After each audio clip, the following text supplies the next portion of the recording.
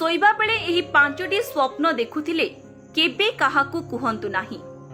वर्तमान आमे जानिबा सेही स्वप्न कोन जहाकी काहारी को कहिबा अनुचित, नहेले आपण बड़ विपदरे पड़ी पारंती।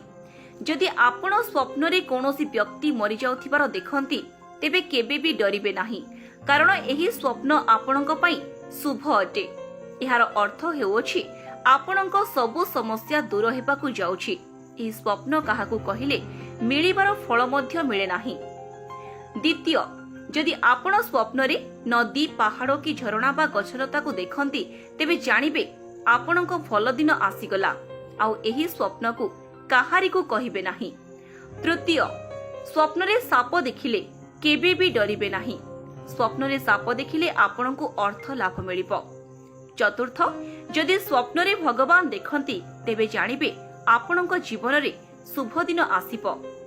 पंचम, स्वप्न रे माछ देखिले जानिबे आपणको अचानक धन प्राप्त हेबो। Bureau report, office reporter.